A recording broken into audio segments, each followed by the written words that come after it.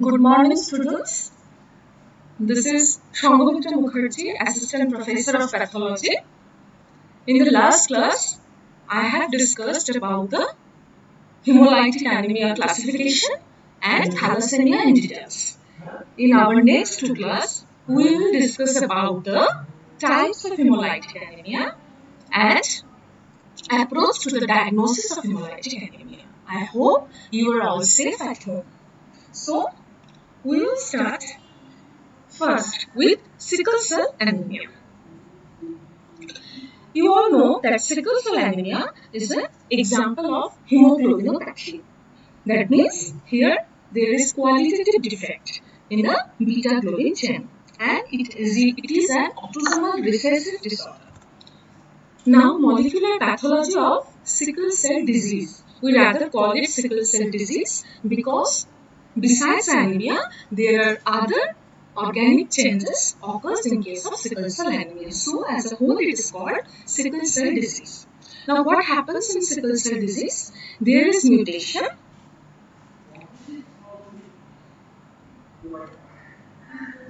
in the 6th codon of beta globin gene. So glutamic acid is replaced by valine. Now due to this point mutation, a new form of hemoglobin is formed that is called hemoglobin S. Now, this hemoglobin S has a property. In deoxygenated condition, this hemoglobin S undergo polymerization, leading to distortion of the RBC shape, which will cause hemolytic anemia. Besides this hemolytic anemia, there is also microvascular obstruction and ischemic tissue damage of several organs we will discuss later. Now here you can see that under deoxygenated condition, this discoid shape of RBC has changed to this sickle shape. But at first, this condition is reversible. That means if in oxygenation occurs, this reversible sickle cell, it gets back to its normal discoid shape. But if there is repeated episodes of deoxygenation takes place, then irreversible sickle red cells occur. Now going to the detailed pathogenesis of sickle cell anemia. Now long needle-like fibers of hemoglobin S polymers, they herniate through the RBC membrane skeleton and project from the cell ensheathed by lipid bilayer. Now, repeated episodes of deoxygenation cause severe derangement in membrane structure, leading to influx of calcium and efflux of potassium and water. So, the cells become dehydrated, dense and rigid as a result. Dehydrated, dense and rigid. Eventually, irreversibly sickled red cells are formed. They look like this, irreversibly sickled red cells. And these irreversibly sickled red cells lose their flexibility. So they are sequestrated within the splenic sinusoids and removed by splenic macrophages. So here is extravascular hemolysis. Now the sickled red cells are also mechanically fragile, leading to some intravascular hemolysis as well. So in case of sickle cell anemia, there is both extravascular and intravascular hemolysis. Now coming to the pathogenesis of microvascular obstruction which takes place in sickle cell disease. Now the sickle red cells express higher than normal level of adhesion molecule, that is CD36 and integrin, and they become very much sticky. Now during transit through microvascular bed, these sickled RBCs, they adhere to the endothelial adhesion molecules. Those are VCAM1 and thrombospondin. Now these endothelial adhesion molecules, they are upregulated in inflammatory condition, which ultimately lead to microvascular obstruction.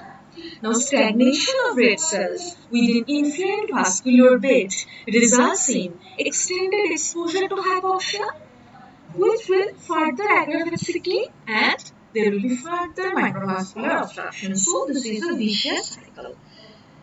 There is inflammation in the vascular bed which will give rise to hypoxic condition, further sickling, further stagnation of RBCs within the vascular bed, and more microvascular obstruction. So this is a vicious cycle. Now, free hemoglobin released from lysed sickled RBC, they will inactivate nitric oxide. You all know that this nitrous oxide, it is causes vasodilatation and inhibit platelet aggregation. So, if this inactivated NO, it will cause increased vascular tone and enhanced platelet aggregation, both contributing to further red cell stasis and sickling. So this is the pathogenesis of microvascular obstruction in case of sickle cell disease. Now how they look like? This is normal versus sickle vessels. Normal RBCs are disc shaped, you all know that, and they are very much flexible, whereas sickle RBCs are sickle shaped. Sickle shaped RBCs, you can see here, and they are very rigid, they lose their flexibility. In normal case, RBC lifespan is 120 days, whereas the sickle RBC lifespan reduced to 20 days or less. So this is a comparison. Now coming to the clinical pathology of sickle cell disease. There are three aspects. One is anemia, one is vaso-occlusion, and last one, as a consequence of vaso-occlusion, there is chronic organ damage. Now first, anemia. In most of the cases of sickle cell disease, anemia undergoes very stable course. That is, there is chronic intravascular hemolytic anemia. But sometimes there are acute episodes of severe anemia takes place. Why there are acute episodes? Number one cause is parvovirus B19 infection. This parvovirus B19, it selectively infects erythroblasts in the marrow, causing aplastic crisis. But luckily, it is a self-limiting disease. It lasts for 7 to 10 days only. So aplastic crisis gets over within 10 days. Next crisis is called acute splenic sequestration crisis. What happens here? There is sudden and massive accumulation of blood in spleen, causes rapid increase in the size of spleen, and there will be hypovolemic shock or circulatory failure. Number 3 is megaloblastic crisis. It results from concurrent folate deficiency during intercurrent infection and in ongoing pregnancy. There is folate deficiency. So when it is superimposed on the sickle cell disease, there will be megaloblastic crisis. So these are the acute episodes of severe anemia in case of a chronic course of sickle cell disease. Now coming to the vaso-occlusive crisis. Why it happens? It results from obstruction of microcirculation by stiff sickle red cells, resulting in ischemia and infarction in the area of distribution of artery. What are the clinical features? There will be sudden onset of severe pain, usually in bone of upper lower limb, back, joint, chest or abdomen. In small children, there is painful crisis. It's called hand-foot syndrome. Painful swelling of bones of hand and foot occur. It's called dactylitis or hand-foot syndrome, specifically occurs in small children. Now, coming to the chronic organ damage. Most affected organ is kidney. What happens in kidney? There will be ischemia of renal medulla with papillary necrosis, impairment of renal concentrating function, sudden onset of hematuria, proteinuria, or nephrotic syndrome in some patients. Now strokes. There may be repeated episodes of strokes due to cerebral infarction causing mortality. In case of lungs, there will be repeated attack of fever, cough, pleuritic chest pain, and lung infiltrates. It is called acute chest syndrome. Now coming to in case of pregnancy, what happens? There will be recurrent episodes of spontaneous abortion, prematurity, stillbirth, and IUGR, that is intrauterine growth restriction due to vaso-occlusion of placenta. In case of eye, there will be proliferative retinopathy due to retinal vascular occlusion. In case of bone, there will be avascular necrosis of femoral or humeral head, widening of medullary cavity due to marrow hyperplasia, Salmonella osteomyelitis, and I have already told there will be dactylitis in small children. So here under chronic organ damage, this kidney, brain, lungs, eye, bones all gets affected and placenta also. Now, how to diagnose the case of sickle cell anemia? In peripheral plasmia, you can see 5 to 10% of RBCs are irreversibly sickle. You can see 5 to 10%. And as there is hemolytic anemia, there will be multiple nucleated RBCs in the peripheral plasmia. Now, sorry. Now, when you are suspecting it's a case of sickle cell anemia, you have to do the sickling test. What you will do in sickling test? Equal volume of blood, anti-reducing agent, that is 2% sodium metabisulfite, are mixed on a glass slide. A cover slip is placed over it to make a deoxygenated state. Then place the slide in the incubator for 30 minutes. And you have to seal the sides of the slide with petroleum jelly to make a deoxygenated environment. After 30 minutes, you will notice more than 50% RBCs are showing sickling. And to confirm sickle cell disease, you have to do hemoglobin electrophoresis or HPLC, where you can demonstrate this hemoglobin S. So this is a confirmatory test, this HPLC or hemoglobin electrophoresis. So this is all about sickle cell anemia. Now, I will proceed towards hereditary spherocytosis. I have told that sickle cell anemia is an autosomal recessive disorder, whereas hereditary spherocytosis is autosomal dominant disorder. Now, what happens in hereditary spherocytosis? Before going into details, first we have to learn something about the RBC membrane cytoskeleton. Now, this is the lipid bilayer of the RBC membrane. And here you can see cytoskeleton of the RBC is formed by alpha and beta chain of spectrin and actin. Now the cytoskeleton is anchored to this lipid bilayer with two important interactions. One interaction is formed by ankyrin protein 4.2, which will bind beta chain of spectrin with a transmembrane transporter called BANG3. So this is one interaction. Number 2 interaction is formed by protein 4.1, actin, and a transmembrane transporter called glycophodin. So these two interactions are very important to support this cytoskeletal structure. Now, in hereditary spherocytosis, there is mutation affecting ankyrin, BANG3, spectrin, or protein 4.2. These are mainly responsible. If there is mutation, then what will happen? Areas of lipid bilayer which are not directly supported by the underlying cytoskeleton are lost from the cells in the form of small lipid vesicles. In this picture you can see areas of bilayer.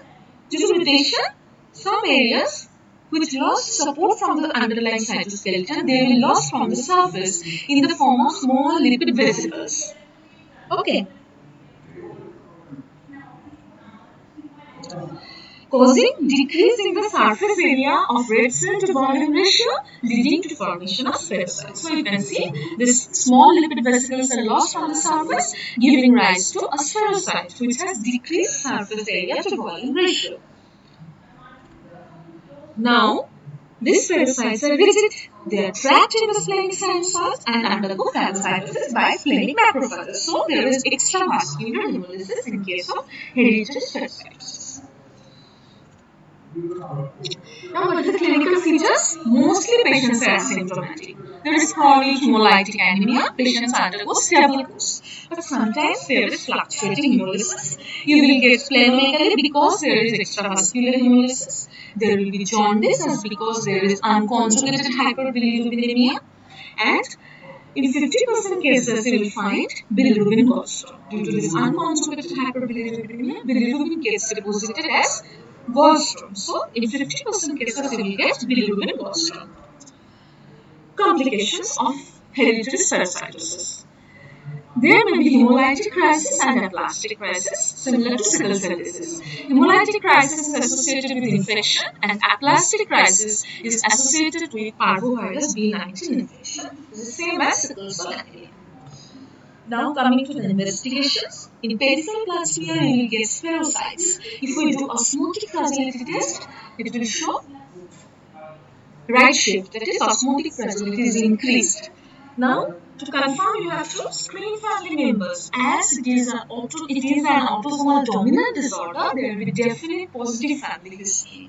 One of the parents must have this disorder. So screening of family members is of utmost importance in case you want to diagnose a case of hereditary spherocytosis. What is osmotic fragility? The principle of this test is red cells are gradually suspended in decreasing concentration of hypotonic saline solution and the amount of hemolysis measures. Now in this axis you can see there is decreasing concentration of hypotonic saline solution, 0.8 normal, 0.7, 0.6, 0.5, 0.4 like this, and this y-axis there is amount of hemolysis. Now in normal case you can see 50% hemolysis occurs at 0.4 normal NaCl concentration, whereas in hereditary spherocytosis, this is the curve of red curve is for hereditary spherocytosis, whereas in hereditary spherocytosis, curve shifts to right. That is 50% hemolysis occurs at 0.5 normal NaCl concentration. So the curve has shifted to right. Osmotic fragility is increased in case of hereditary spherocytosis. Okay, this is all about hereditary spherocytosis. Next, we will discuss about glucose 6-phosphate deficiency, that is RBC enzyme deficiency. You all know this glucose 6-phosphate dehydrogenase. It is a pivotal enzyme in HMP shunt pathway, and it produces NADPH to protect RBCs against oxidative stress. Now, 10% of world's population are affected by this glucose 6-phosphate dehydrogenase deficiency. It is seen that it has an inherent protection against malaria. It is an X-linked recessive disorder. Now, before going to details, this recapitulation of the HMP shunt pathway, where you can see this glucose 6-phosphate dehydrogenase, it converts glucose 6-phosphate to 6-phosphogluconate, whereas NADP gets converted to NADPH. Now, this NADPH, it reduces oxidized glutathione to reduce glutathione with the help of glutathione reductase. And this reduced glutathione, it converts toxic H2O to hydrogen peroxide to water with the help of glutathione peroxidase. So if there is deficiency of G6PD, this NADP which will not get produced, then within the RBC H2O2 will be accumulated, leading to oxidative stress. Now, what is the pathogenesis in case of G6PD deficiency? This excess H2O2 causes delaceration and precipitation of globin chain, leading to formation of Haynes body. You can demonstrate Haynes body if we stain peripheral blood smear with crystal violet. This is nothing but dark inclusion within red cells. Now, this as inclusion bearing red cells pass through the splenic sinusoids, macrophages pluck out these Haynes bodies, resulting in formation of bite cells or spherocytes. Now, both bite cells and spherocytes are trapped in splenic cords, removed by phagocytosis, causing extravascular hemolysis. On the other hand, this excess H2O2 causes peroxidation of RBC membrane lipid, leading to intravascular hemolysis as well. So, in case of G6PD deficiency, both there is extravascular and intravascular hemolysis. Now, coming to the clinical features. There is acute onset of hemolysis marked by anemia, hemoglobinuria, usually begins 2 to 3 days following exposure to oxidant stress like infection, viral hepatitis, pneumonia, typhoid. After exposure to drugs like primaquine, sulfonamide, aspirin, nitrosulfurantoin, and after taking food like flavavin, which generate high amount of oxidants when metabolized. Now, most important thing is that when you will go to outdoor, you will see malaria patient, and you have to know that after virus malaria infection, when it is over, we give primaquine regularly for 14 days as it is a prophylactic therapy against malaria. But before giving primaquine to a patient, you have to do this G6PD test, because if the patient is deficient of this enzyme, then he or she will develop this acute onset of hemolysis just after taking the drugs for 2 to 3 days. So first you have to rule out this D6PD deficiency, then you have to administer primaquine for prophylactic therapy in case of virus malaria. Now, but we are lucky that hemolytic episode is self-limiting, as only older RBCs are at risk, not the younger ones. So,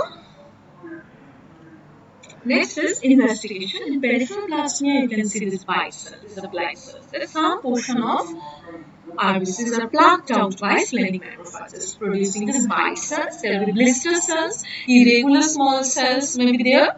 There will be Hen's bodies, but we can demonstrate through crystal violet staining. And there will be polychromatic RBCs, those are nothing but reticulocytes. To confirm, you have to do this D6PD fluorescence spot test, which will demonstrate the D6PD level of the patient. So, this is all about D6PD deficiency. Next, we'll go to autoimmune hemolytic anemia. Now, in autoimmune hemolytic anemia, all of these have the presence of antibodies and/or complement present on surface of RBC. There are 3 types of autoimmune hemolytic anemia. One is called warm agglutinin. Antibodies are of 3 types. Warm agglutinin, where the antibody is IgG type. One is cold agglutinin. Here the immunoglobulin is IgM type. Another is cold hemolysin. This paroxysmal one occurs in children. Here the antibody is IgG type. Now, this warm agglutinin, why it is warm? Because it's mostly active at 37 degrees centigrade. Primarily, it is idiopathic, but sometimes it is secondary to some autoimmune disorder like SLE. In case of some cancers like leukemia, lymphoma, ovarian teratoma, after exposure to some drugs like alpha-methyl-dopa, piperacillin, quinine, etc. Now, cold agglutinin, why it is called cold? Because this IgM antibody is mostly active at 4 degrees centigrade temperature. It is also primarily idiopathic, but sometimes it is secondary to some infection like Mycoplasma pneumoniae, HIV, infectious mononucleosis, cytomegalovirus, and Epstein-Barr virus infection. Now, this cold hemolysin is also IgG type. It is paroxysmal. There is sudden onset of hemoglobinuria in children and it often follows Mycoplasma pneumoniae infection. Now, in warm antibody type, what happens? IgG-coated red cells, they are trapped in splenic sinusoid, recognized by Fc receptor of splenic macrophages and undergo phagocytosis. So, there is extravascular hemolysis. Macrophages may completely phagocytose the red cell or may remove a small part of the membrane, leading to formation of spherocytes. Subsequently, these rigid spherocytes are removed by splenic phagocytosis, leading to extravascular hemolysis. So, in case of warm antibody hemolytic anemia, there is also production of spherocytes.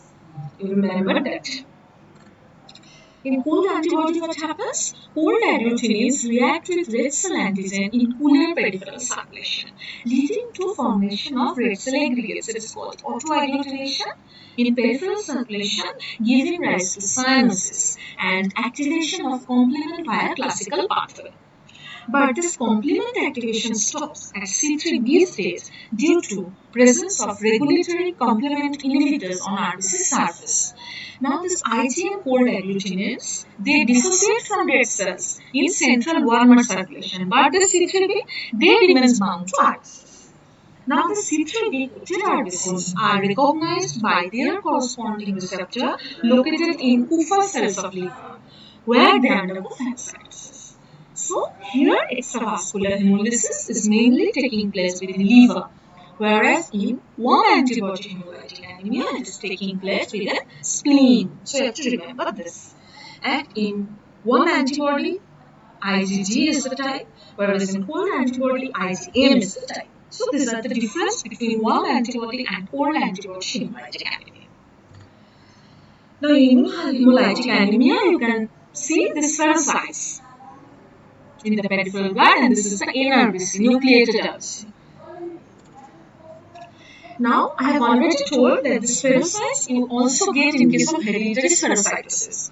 Then how you will differentiate between these two spherocytes, whether it is from hereditary spherocytosis or whether it is from immune hemolytic anemia? So, to differentiate between these two, you have to do this Coombs test. You all know about this test. This is called direct antiglobulin test, where we demonstrate the presence of autoantibodies or complement on the surface of RBCs by adding Coombs antiserum, which contains anti-antibody. So, if there is autohemolytic anemia, then this Coombs serum or anti-antibody will bind to the RBC antibody, forming agglutination, visible agglutination under microscope. So, Coombs test will be positive in case of autoimmune hemolytic anemia, whereas in hereditary spherocytosis, it will be negative. So, this is the diagnostic clue to differentiate between these two. Now, coming to our last topic of this class, that is paroxysmal nocturnal hemoglobinuria. It comes as short note. Normally, complement regulatory proteins are CD55, CD59. CD55, it is the inhibitor of C3 convertase, and CD59, it is the inhibitor of membrane attack complex. Now, these complement regulatory proteins are anchored to the cell membrane by a phospholipid called GPI. Okay, that is glycosyl phosphatidylinositol, GPI. Now in PNH what happens, this GPI anchor becomes non-functional because of an acquired somatic mutation. Remember here the mutation is acquired, not inherited, of the X-linked gene called PIGA in hematopoietic stem cells. So this GPI anchor becomes non-functional in case of PNH. This leads to deficiency of multiple proteins including complement inhibitory proteins CD55 and CD59 on cell membrane. As a result, RBC, WBC, platelet all are abnormally sensitive to lytic action of complement, leading to intravascular hemolysis. Here you have to remember not only RBC, WBC, platelets all gets affected. So, patient will present as pancytopenia. All RBC, WBC and platelet counts will be reduced in these patients. Now, what will be the clinical features? There will be sudden onset of passage of reddish brown urine in early morning. Why early morning? Because in early morning, our body pH is low, and acidic pH it will activate complement system. So there will be more hemolysis in early morning, intravascular hemolysis. So the urine color is reddish brown here. Another clinical feature of PNH is recurrent venous thrombosis. There may be hepatic or mesenteric vein thrombosis. Why this happens? It results from activation of platelet due to complement-mediated damage and subsequent aggregation. Another is bleeding. Why it happens? Because there is thrombocytopenia. Platelets are destroyed due to complement-mediated lysis. There is also infection. As because there is neutropenia, patients are more prone to infection. So these are the clinical features. Sudden onset of passage of reddish brown urine in early morning. There will be recurrent venous thrombosis. There will be bleeding manifestation, and patients are prone to infection. Now laboratory findings. Peripheral blood examination shows pancytopenia. I've already told all the RBC, WBC and platelet count will be reduced. There will be hemoglobinuria and hemosideриnuria, as because there is intravascular hemolysis here. You have to do to confirm HAM test or acidified serum test. The principle of the test is the PNH cells show hemolysis in acidified serum due to activation of complement in acidified medium. So you have to do the HAM test, and for further confirmation you have to do flow cytometric analysis of GPI linked proteins. Okay, so this is all about today's class. I have discussed about the important short notes, that is sickle cell disease, hereditary spherocytosis, G6PD deficiency, autoimmune hemolytic anemia, and PNH, that is paroxysmal nocturnal hemoglobinuria. And in the next class, we'll discuss about approach to the diagnosis of hemolytic anemia. So, this is all about this class. Okay? Stay healthy, stay safe. Thank you, students.